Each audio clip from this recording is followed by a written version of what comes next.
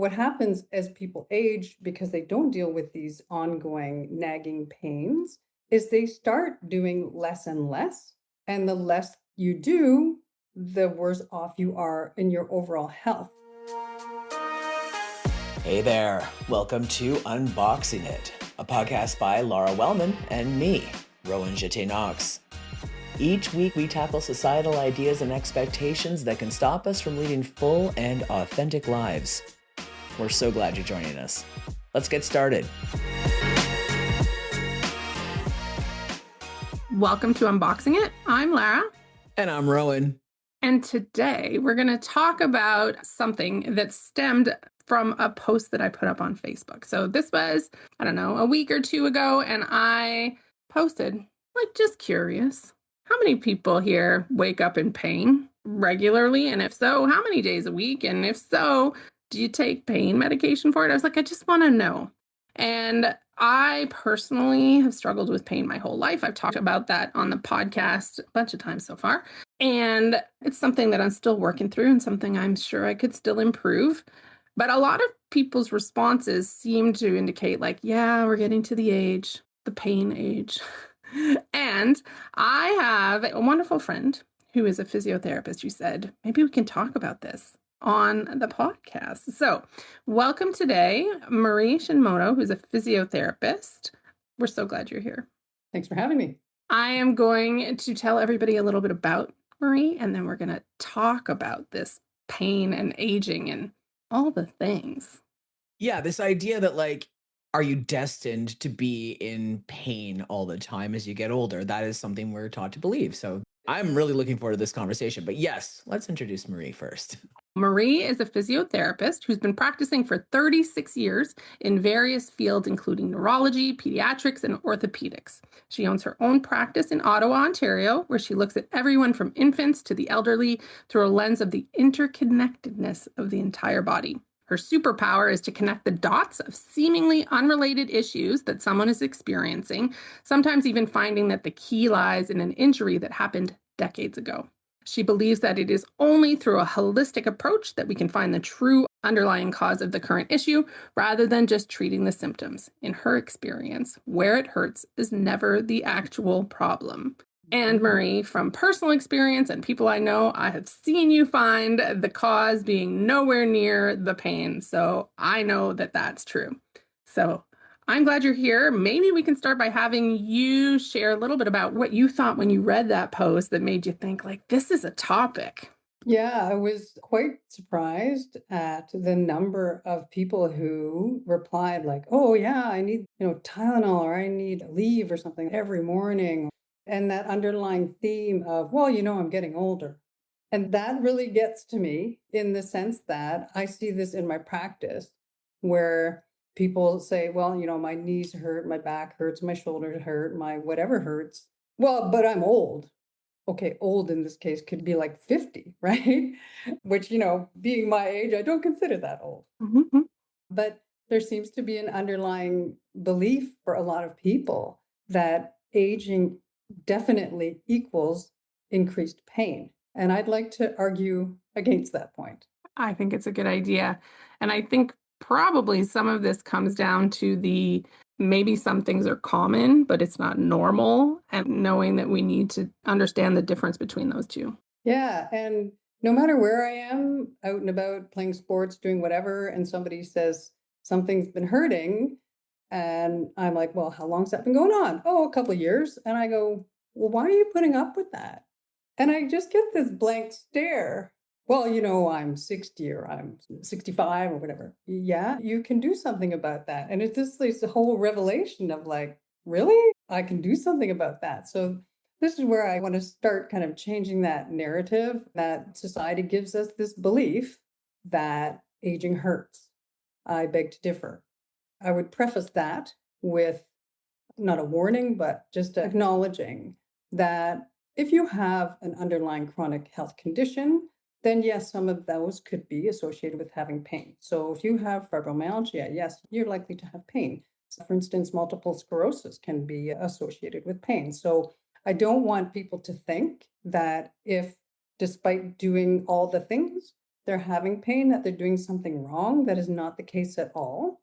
What I am talking about is people who are otherwise healthy with no chronic underlying conditions, who are just putting up with sort of nagging injuries, ongoing back pain that just never goes away or comes and goes, but I'm limiting what I'm doing because of it.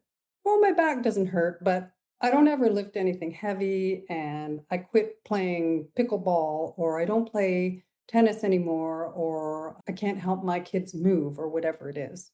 And that's where I get quite sad when people stop doing things that are important to them. I'm listening to this. So I was coming into this episode and I'm like, I cannot wait to tell you how little pain I have on a chronic basis, on a regular basis, and like pat myself on the back a little bit. But when you started talking about the back issue, I was like, oh, yeah, that is totally me. I have a back and hip issue. And I'm, again, going to say that I had an old injury. I was hit by a car when I was 13 and I actually broke that hip. So I have an old injury that is probably playing into it. And my doctor gave me a prescription for physio. And have I gone, Marie? Well, no. Well, no, because, it's not every day that it hurts. It's just when I go out and walk like 8 or 10 kilometers. So I just don't do that, Marie. That's all. And then it's fine. And then I don't wake up and can't move. Like it's okay. And I'm listening to you talk and I'm like, oh no, I feel so called out right now. And I think I know I'm not alone. But here's the thing. I was thinking back when you were saying society has taught us that as we get older, we're going to be in chronic pain. And what I remember from growing up and in my 20s and 30s, when I was watching cable TV and commercials would come on, I would see commercials for pain relief medication. And who was featured in that pain relief medication, right? It was almost always older people, like middle aged and older, holding their backs or their heads or their neck. And so I think subconsciously it really did teach me that as I get older, this is just going to be normal. And then you just take a couple pills for it, but there's nothing else you can do. So I think this is a really important conversation we're having. Yeah, and unfortunately, what happens is people stop doing things and then they don't have the pain. So, like you were saying, your back doesn't really act up unless you walk a really long distance. And some people might be like, well, why would you want to walk 8 to 10 kilometers? Well, maybe if that's something you actually enjoy doing, going on long walks or long hikes, then that's important. But what happens as people age, because they don't deal with these ongoing nagging pains, is they start doing less and less. And the less you do, the worse off you are in your overall health. So I think people that, as they age, become less active, there's usually an underlying reason for that. It's not just, I just don't want to do it anymore. It's, well, my knees hurt if I do it, or my back hurts if I do it, so I just don't do it anymore. And that's a serious health risk, not moving and stopping moving. And I see elderly clients often who lose mobility as a whole, kind of picture like the hunchy old person, right? Because they don't ever do anything to get out of that alignment. They just sit on the soft sofa and they knit or they whatever, and they never do anything to change that posture. And then they end up literally stuck there. So it's a big concern to me when people become less active as they age. But my question is always why? Why? And that's a cornerstone of my practice, is asking that question, why? I'm like, the 3-year-old, why is the sky blue? Why are the stars there? This is me on a more adult level. Like, why is that there? Why did you stop doing whatever activity you love? Why don't you ever go out anywhere? Why? And underlying it is often some kind of ongoing issue that hasn't been dealt with. Some of those issues can come up, it sounds like, from injuries, something happened, maybe getting older, there are opportunities. I don't know if opportunities is the right word to get all stiff, but there are solutions to it, right? That's basically what you're saying is If you're feeling this way, like it's not just a matter of you sat on the couch too long, but it's okay, things are starting to do different things, but we can adjust them or we can work on them or we can figure out what old injuries happened so that it doesn't have to keep being that way. That's exactly it. And I think the reason that some people experience more pain as they age is because the longer we're on the planet, the more stuff happens to us. You slip and you fall down a couple stairs. You bump into something. Somebody crashes into you. If you play sports, stuff happens. You wipe out, you crash into the boards. Even if you don't play sports, life happens. Here in Ottawa, I've never lived anywhere that has as much freezing rain as this place. So who in Ottawa has not slipped on ice in the driveway? Pretty much none of us. I got a concussion once from that. Yeah, like it's terrible, right?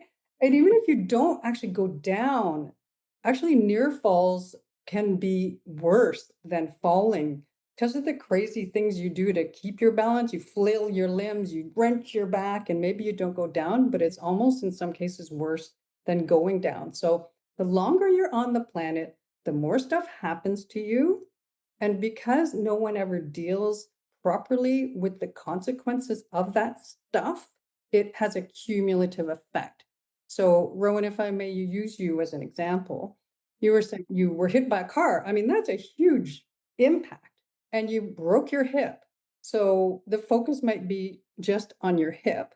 And I'm sure you had some kind of rehab after. But did anybody look at the rest of you? Because your whole body took that impact. And if you picture the impact and sending your whole body flying, of course, every bit of you is affected, but no one looks at that. So if, for instance, you got hit on that side, on the hip that got broken, then your body gets shoved to the other side and everything kind of bends sideways around that impact. And no one really looks at the big picture of that. So if you were to come see me and say, well, I've got this back pain that rears its ugly head from time to time, I'm literally going back all the way to that injury when you were 13 years old. And sometimes people look at me like, does that matter? Yeah, it does. Because your muscles and tissues can still be tight as heck from that impact when you were 13 years old, because I can pretty much guarantee that that hasn't been dealt with on a holistic level. So your current back issues could in fact be related to that, can also be related to things like any kind of surgery. Of course, it hurts after, whether it's abdominal surgery, shoulder surgery, whatever kind of surgery, it hurts after. And what do? We curl around it, we protect it, we curl into it. And when it stops hurting, we don't just magically straighten up again. Things get stuck, things don't move as they should, and any kind of injury as well. The impact of those injuries stays with us in the muscles.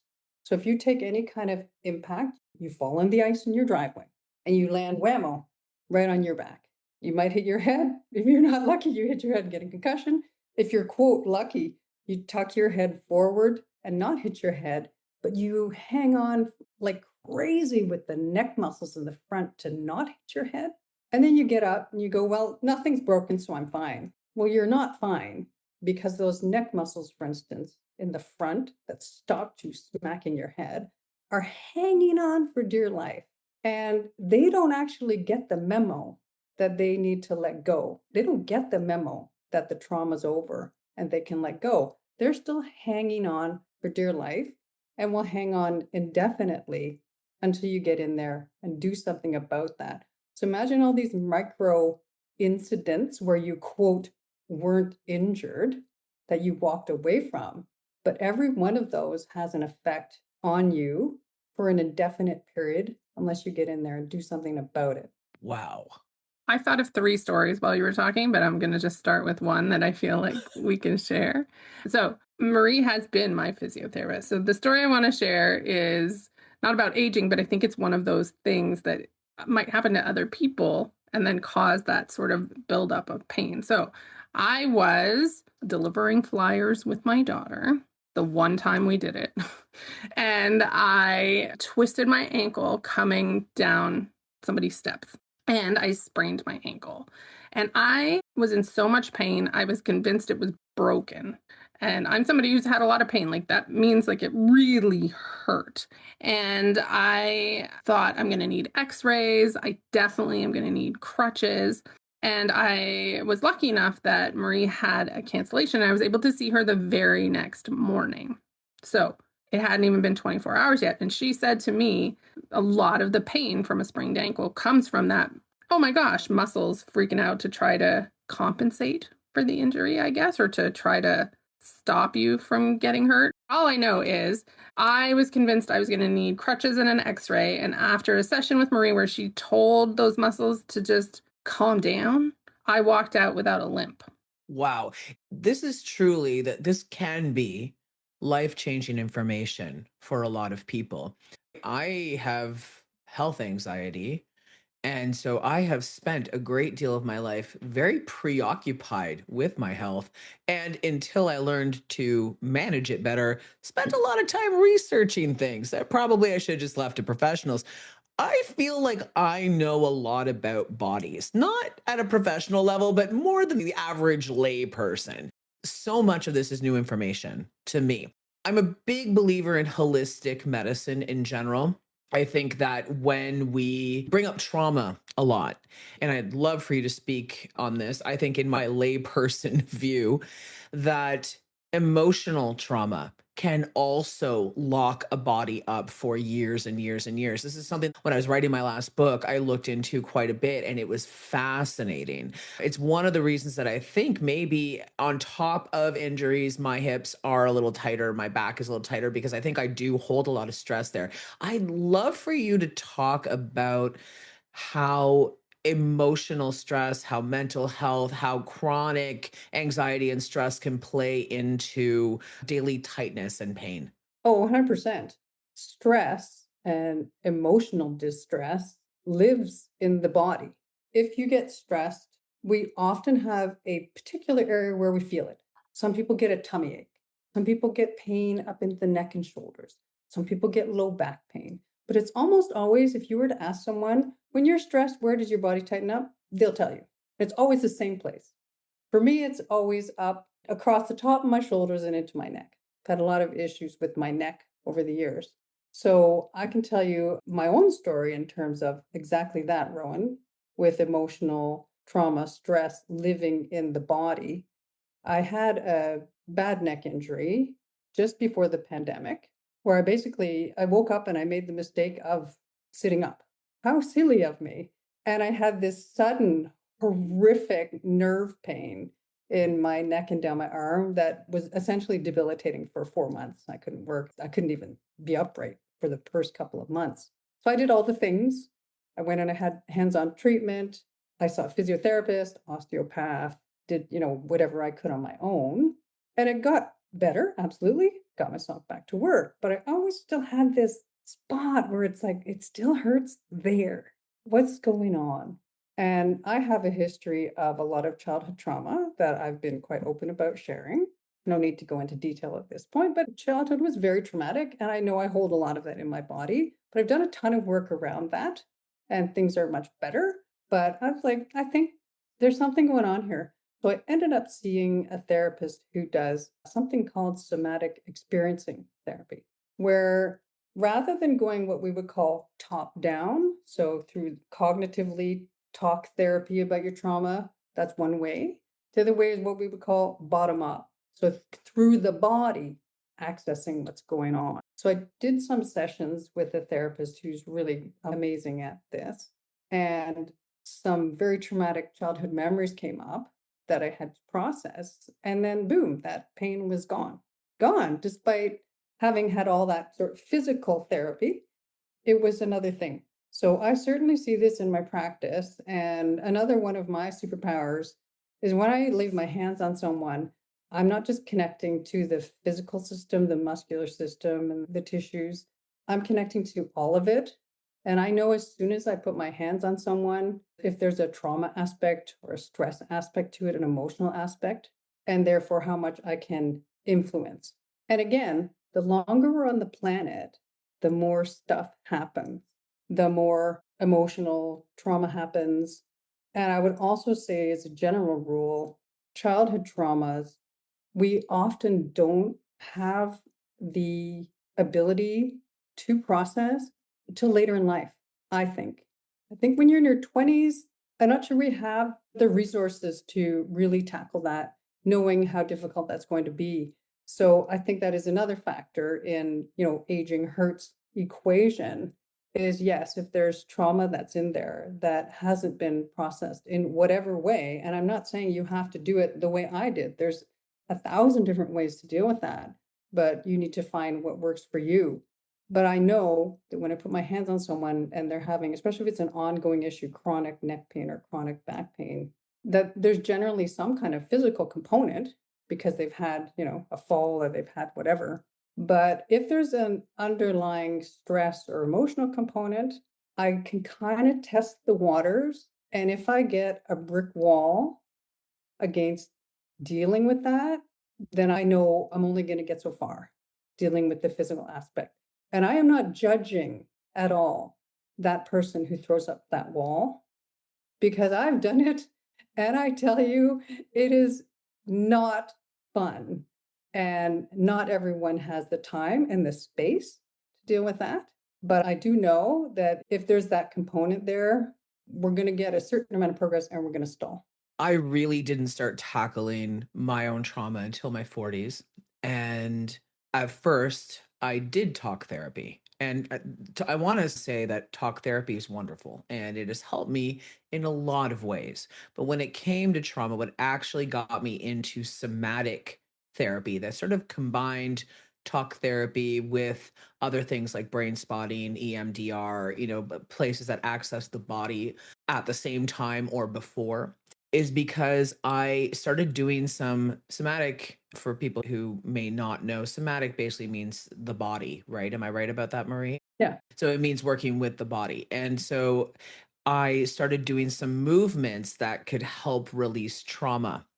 And as I followed along on this video, my second time through, I moved my back in this very gentle way. And this tears just started to flow. I just started to cry. I didn't even know what I was crying about, but I was definitely releasing something that I knew was stuck deep, deep, deep in the body. And as we go on, I think on top of having many falls and other injuries in our lives, the longer we're on the planet, we also go through a lot more pain because life has suffering and that does get stored. And so there is more and more to release. There's more and more to work through. Some of it's very old, some of it is newer, but I have now gotten to the point where I know if I wake up and my shoulders feel stuck up to my ears and they're really tight and my legs feel tight and everything kind of hurts because it's stiff, I'm going through something emotional. I know for me that that's an emotional thing. Yeah, absolutely. I mean, I had a client who I had been seeing her for a long time. She had a stroke many years ago, so I followed her off and on since then. She has done remarkably well. Like, if you saw her walk down the street, you would never know anything happened to her. She's quite remarkable how well she's done. So she comes in from time to time because things feel a little crooked, and give her a little tune up, and off she goes. I hadn't seen her in a while, and she came in and she said she'd had a heart attack. Thankfully, it was a small area of the heart that was affected, and she went to the hospital right away, got treatment, but of course it was very scary. And she came in because she was having some shoulder pain and neck pain. All right, so I have a look and I start treating her, and I get my hands in there and I realized this is just, she has not had an opportunity to emotionally process. Like I nearly died. So she's getting a little teary because that'll happen sometimes when you get in and start release the physical tissue is it releases the emotion. Like, see, she's getting a little teary. I know her well. I've known her a very long time, and her husband drives her, so she's not alone. He's sitting out there. He's just amazingly supportive. And I looked at her and I said, have you had a chance to process at all what happened? No. She just hadn't had the time. She was too busy trying to get well, right? She was doing all the things to get well. And I said, well, I think you just kind of need to let this out. Like, that was a big deal. That was a very scary thing. And it was a big deal for both of you. and you need to just let it out. And she said, well, I don't know if I can. Well, I get that. And sometimes it's people just don't feel comfortable around other people. I'm like, well, have you ever just go out into the woods where there's nobody and sit on a tree stump and cry? Because I personally have done that, right? Like, I need to let this out. I don't want to do this where there's anybody going to find me. I wander off into the woods and it was like minus 25 degrees, 3 feet of snow, and I'm sitting on this tree stump and bawling. And it felt so good, right? So I'm like, well, maybe you need to just do that. Go out in the middle of nowhere and just, cry and scream and, throw things if you need to. And so when the next time she came back to see me, things were better. And I think maybe she did find a way, however that worked for her, to release some of that. It's trauma, right? It's very traumatic. She could have died, right?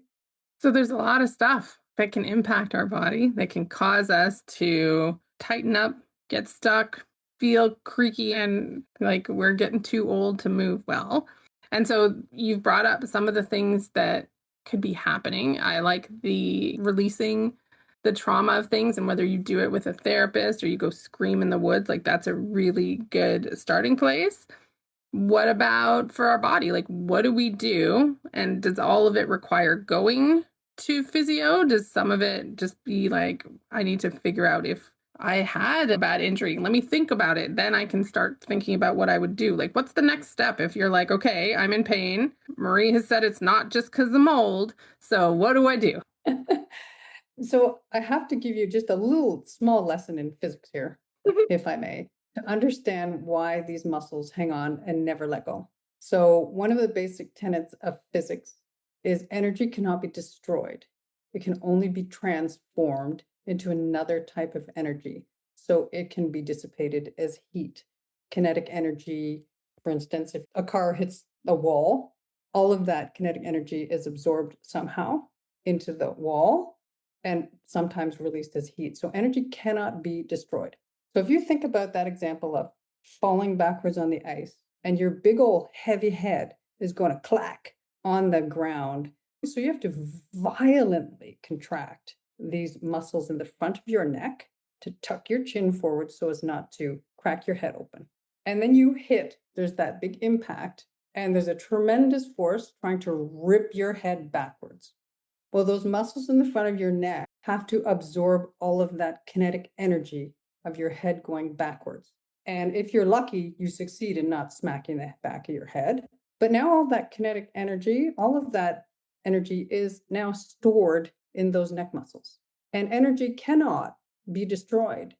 So what happens to it is it literally stays there forever until you get in there with some skill and release it. And when I do that, it gets dissipated as heat. People will be like, oh gosh, that's so hot. Yeah, it is, because it has to go somewhere. You cannot make energy disappear. So that hanging on is what causes problems down the road. So it's not like you're walking around now looking down at the ground because those neck muscles are so tight. Nobody wants to function like that. So you got to force your head up. But now you're working against this force that's trying to pull you down. Now you're working extra hard in the back of your neck. And now we're compressing all those vertebrae in your neck. And then when you're 65, you now have a bunch of arthritis in those joints in your neck. And everybody's like, how'd that happen? So osteoarthritis is just a fancy term for I wore out my joints, basically. It's different from rheumatoid arthritis, which is a different illness. But osteoarthritis essentially means, darn it, I wore it out. Well, I don't believe Mother Nature designed our joints to crap out before we die. I think Mother Nature's much smarter than that. What happens is, I think, we get out of alignment. And when we get out of alignment, then we're not spreading the love. And then we wear something out. So it's like if your car got hit and your alignment is out, and then one of your tires keeps wearing out in the same place. And you go to the garage and the person just changes the tire. Wouldn't you be like, are you for real? Like, seriously, that's not going to solve the problem. But that's essentially what we do with our bodies.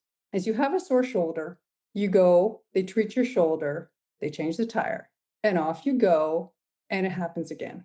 because you haven't dealt with the underlying reason why that's happening. And this is what's happening to people over time. Things are happening, muscles are getting tight, things are getting out of alignment. And the longer we're on the planet, the worse that gets.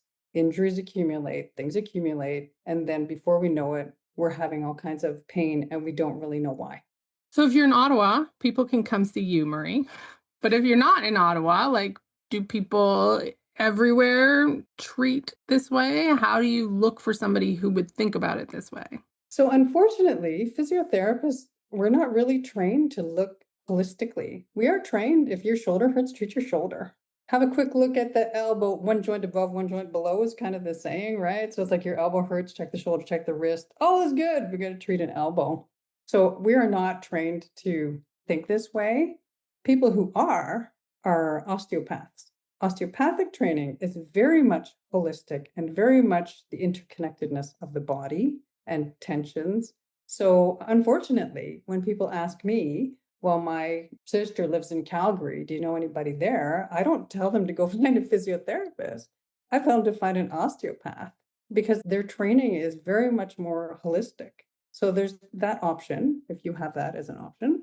There are a number of different movement therapies.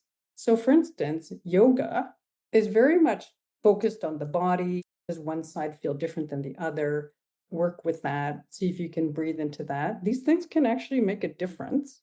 But in my opinion, only to a certain degree when something has been hanging on for dear life for, say, 30 years. At some point, you have to get in there manually and do something about that. I do yoga, and more recently, I started to do Tai Chi. And I found both of those to be really beneficial. One is a little more heavy into the stretching. The other one is more about mindfulness, right? And moving gently. And one thing I don't do very well as someone who does a lot of resistance training and a lot of walking, I don't treat my body very gently. So learning to slow down and be gentle and treat it with the care that maybe it wasn't treated with when I was younger and a lot of my trauma happened, I think is good for me. But I think in terms of medicine, we're seeing a lot more doctors and a lot more people take up integrated medicine, right? Like the idea that it isn't just one thing. Somebody comes in with one thing, say, intestinal issues, but they're looking so much more at the entire body, not just that, right? How's your mental health? Because we have the brain gut access, right? Like that connection. And how's your pain? Do you have a lot of tightness in your body? Do you have inflammatory issues? And I think what you're talking about here sounds a lot to me like looking at the entire person as opposed to what Western medicine teaches, which is only look at the specific thing that we can see that is a red flashing engine light, look at me situation, right? Yeah, absolutely.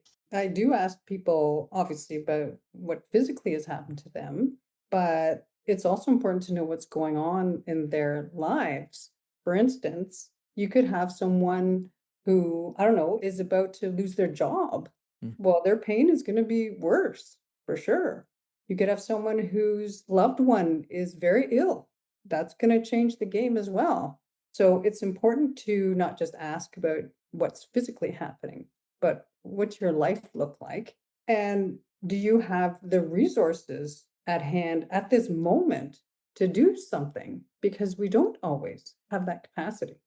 Yeah, financially or just with time and capacity and all of that. There's so many factors that play into everything. But the thing that is the highlight to me from this conversation is just remembering that just because you have pain and you're over 40 or you're over 50 doesn't mean that's the end of the road for you. Sorry, I guess it's just downhill from here. There are things that you can do to still make things better. And it doesn't just mean you're going to wake up most mornings for the rest of your life feeling like I need a Tylenol or I need to take an Advil before I go to bed or I'm going to pay for it in the morning. Yeah, and even myself, I had to remind myself of that lesson. I've torn the cartilage in my knees several times playing sports, tore it again a year and a half ago. And the MRI, actually, the word it used to describe my knee cartilage was decimated. I've been a physiotherapist for 36 years. I've never seen that word on an MRI report. My own physiotherapist actually burst into laughter and then apologized. And I said, no, no, you can laugh. That's actually funny. So I've literally no cartilage left in my left knee. And I was having pain at the time. And I said to him, even me, I said, so I guess it's just going to hurt. And I guess I'm just going to need a knee replacement in 5 years. And he goes, no, really? So you're going to have to strengthen the heck out of it. And he did some manual therapy and I've strengthened the heck out of it. And I have zero knee pain. Like I play pickleball, which is pretty hard on your knees. And I run around like a bit of a maniac and I run up and down the stairs in my house. And I have no knee pain. So even I had to be reminded that just because I've had a bunch of stuff happen to this knee doesn't mean I have to live with painful knees. I just want to say that when I had my endometriosis, I had the word obliterated in one of my reports. I'm just saying that's a thing too. This is like comparing scars on your body, isn't it? My MRI report's worse than yours. This conversation, I feel like we could talk about this for hours, and I know we can't talk about it for hours, but it has made me think if I could share a current story. I've talked about this on a recent podcast that I had a health scare recently. So I had to go in for a mammogram before top surgery. I'm a trans guy, and they're going to do a mastectomy essentially, which a lot of trans masc people call top surgery.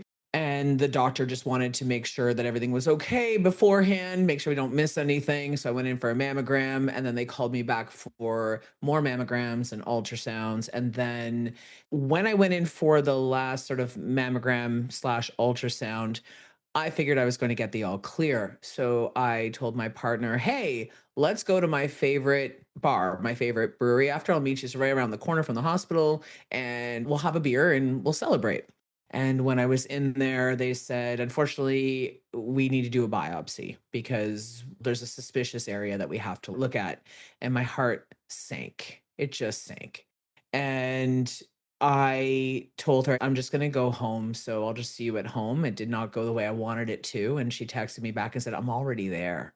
I said, okay, so I'll go meet you. So I met her at one of my favorite places to have one of my favorite beers, and I felt terrible. I felt absolutely terrified. Today, as we're recording this, this was supposed to be my top surgery day, and it has been moved. It's been postponed by a month because thankfully that biopsy came back benign. But I believe just the way that I've been feeling this week, I've been sighing a lot. I've been letting go of tension a lot. I felt really grumpy last night and couldn't really put my finger on why. And I think it is me and my body letting go of all of the fear that I've been under for the last 2 months since all this testing started. So I said to my partner yesterday, I said, you know what I need? I think tomorrow, instead of having surgery, right around the time of that surgery, let's go back to that bar. I'm going to have a beer with you and we're going to do it right. We're going to celebrate the way that I had hoped to celebrate last time that I was at the hospital and have a ceremony essentially to let go of all of that. And I'm hoping, and I really believe that I'm going to wake up tomorrow, my body's going to feel lighter than it does today. Absolutely. I have no doubt. Just one of those things, it's like you have to address things when they happen. And as somebody who for sure carries tons of stuff in my body when I don't deal with it properly, I'm starting to learn over time to deal with it properly. That does not mean that I don't need to go see someone for my hips and my back. I definitely do, but this is a little thing I can do for myself today. And I think maybe that's what I want to pass on to people is like, yeah, maybe you can't get to an osteopath. Maybe you can't get to a physiotherapist. Maybe you can't see your doctor right away. I understand these things happen.